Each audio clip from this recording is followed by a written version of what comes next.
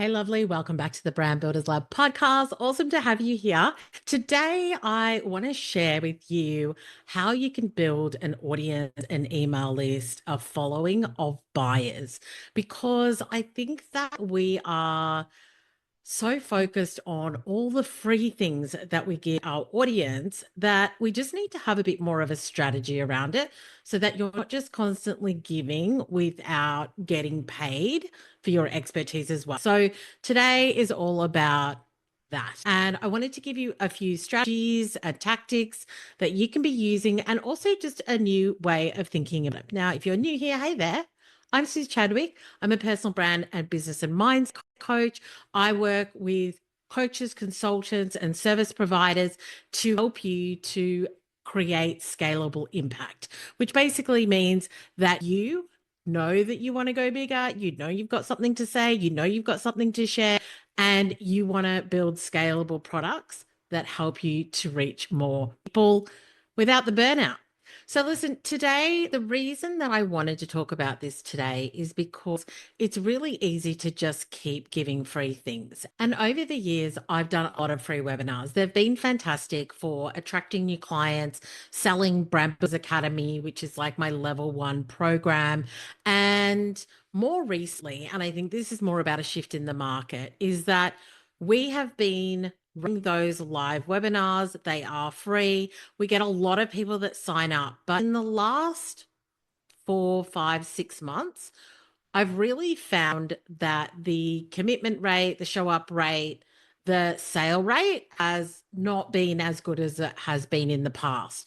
And so, my question then is how do we attract the clients who are happy to pay because they've got a problem and they've got the funds to be able to sort the problem out?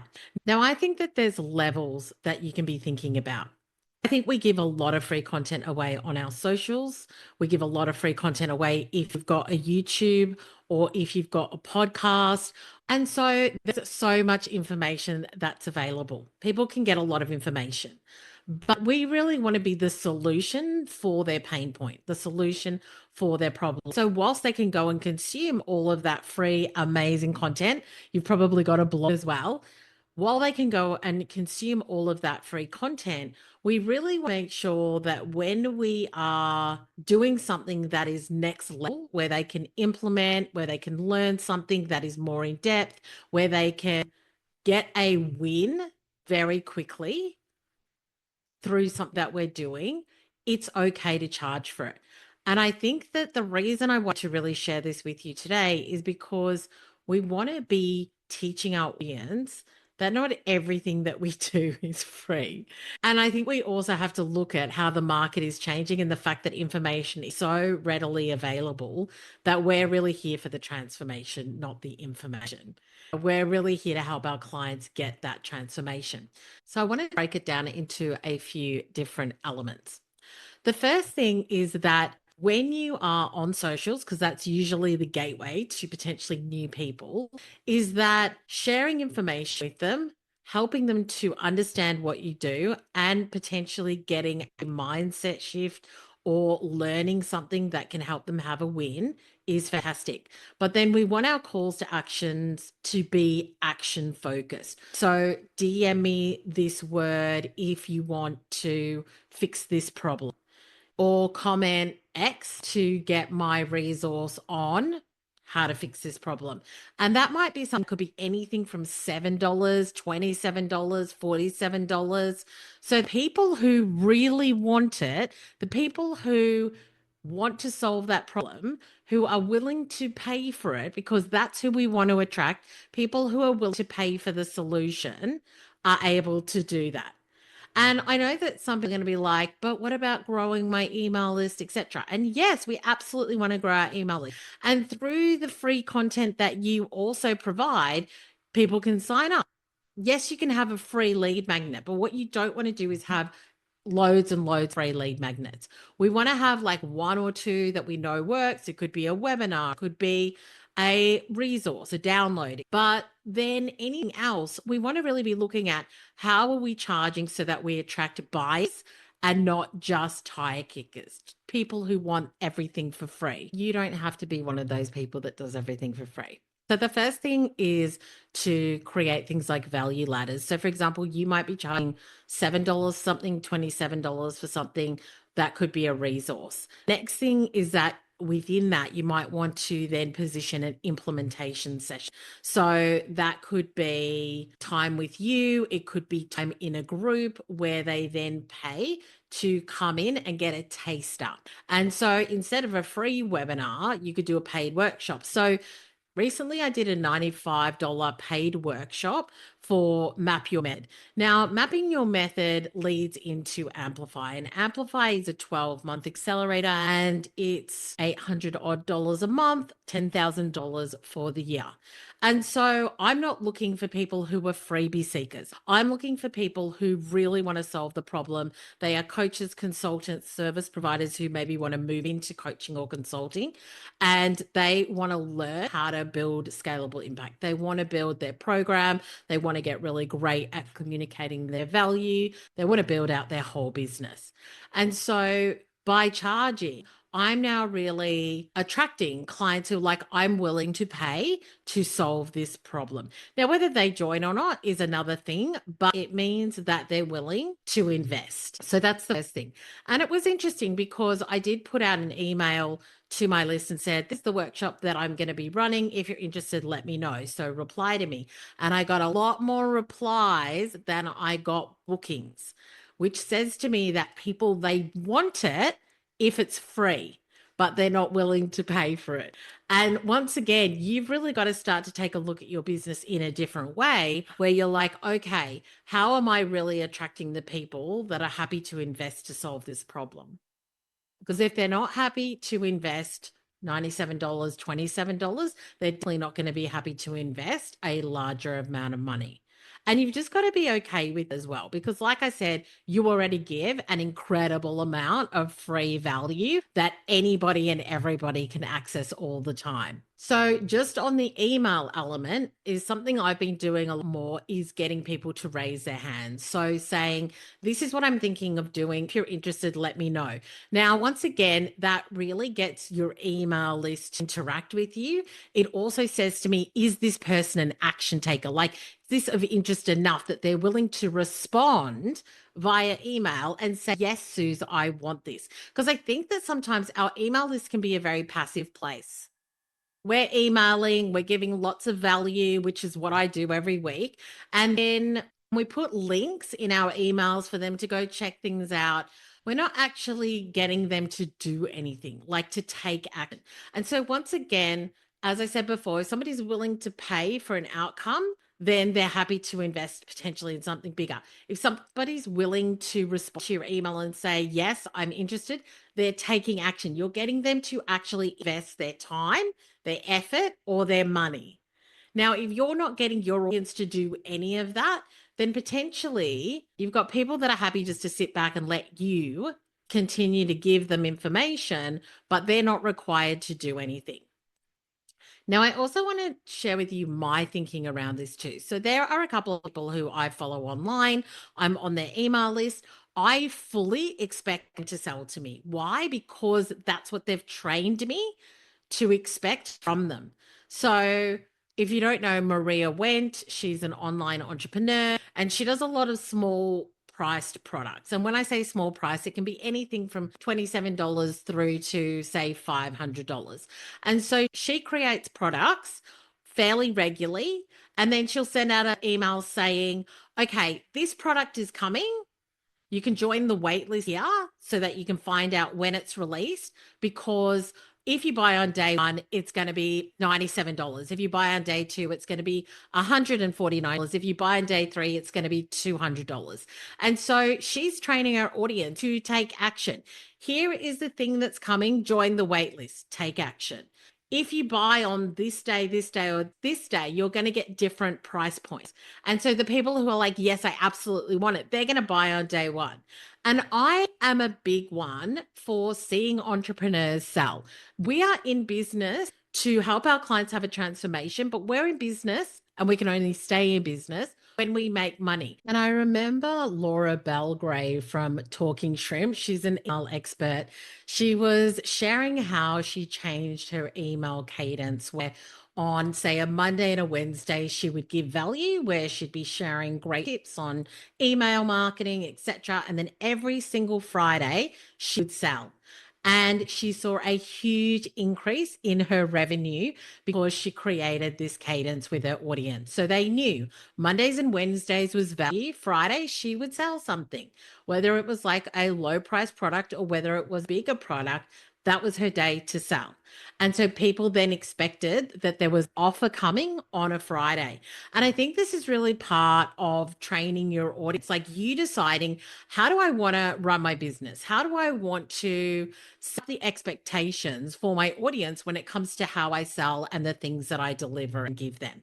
So I'm going to give you lots of free content through the podcast, through blogs, through my social media content, through YouTube, etc. And then I'm also going to be selling and doing paid workshops and products and small priced downloads or resources. And so ask yourself, have you created a cadence with your audience where they have an expectation and they know that you're going to be selling at certain times? Now, the other thing that you can do is obviously like a PS strategy is one of the easiest things. So even when I'm sharing value-based content with my audience on how to build their brand and grow their business, I also have PS strategies, which are, if you're looking to do X, then come and join us in this program. This is happening just at the bottom of the email. And I do that on a regular basis. So my audience, my subscribers should expect that I'm going to be selling in the PS on a regular basis so that they can find out how they can work with me and what we can do together. You can also do things like flash sales if you've got smaller priced products. I wouldn't do this for larger price products, but you could do it for smaller price products. I saw a creator who has got email templates and it was their birthday and they did like a 24-hour or 48-hour flash sale on that particular product. And I got that through an email. I saw it on socials. And so I know that every month they do paid workshops, that they've got the smaller products. And I know that every now and again they'll do a sale on it. Now, let's talk about social media because I think it's really important. Like I was talking about with your emails, where you can say, if you're looking to do this thing or get this result, I'm going to be running a workshop, I'm going to be creating a resource. If you're interested, let me know and they need to reply. The same with your socials. Now, obviously, if you use something like ManyChat, then this can work well, where you might have a resource, you might have a product, they comment a word, and then they get the automated message back where it sends them to the cart, the sales page, whatever it is. Now, if you've got a higher price product and you want to have a conversation with somebody, then commenting a word in your DMs allows you then to create a conversation, have more of a chat, and sell in chat as well. So if you're somebody who doesn't want to do sales calls, then selling in chat is a great way to go. And obviously, the more that you do it, the better you'll get it as well. But we're really getting the people who are like, yes, I want this. So I did a post the other day about the cost of being unknown in your industry and the fact that we have to get out over ourselves. Now, obviously, that's my language. I'm very straight talking. I don't beat around the bush. And my call to action was, if you are tired of being unknown, if you are wanting to get over yourself, then DM me the word grow and let's talk. And I had somebody message me within a day and said, your recent post slapped me in the face and I know I've got to get sorted. So getting your audience, like if you're really connecting their pain points, you're speaking directly to their desire and what it is they want, and you're getting them to take action. All of those things means that you're attracting people who are going to do something. Now, I don't know about you, but I work with action takers. I want to work with people who are willing to respond to the email, willing to DM the word, willing to get in a conversation, willing to book the call. Like that's who I want to work with, because if they're not willing to do that, then getting into my programs and thinking they're just going to like ease through it and not have to do any of the work is just not going to work for either of us. So I think you've also got to think about what is the behavior that you want from your audience that is going to set them in good stead for working with you. The other thing is that when you get somebody to DM you, then it's private. If you're going to say in a post, comment this word, and it's more for solving a bigger problem, working with you, they may not want to do that publicly. It's really interesting. A lot of the clients that I've worked with don't have a big social presence. Like that's one of their problems. They don't have a big social presence. They're definitely higher level professionals.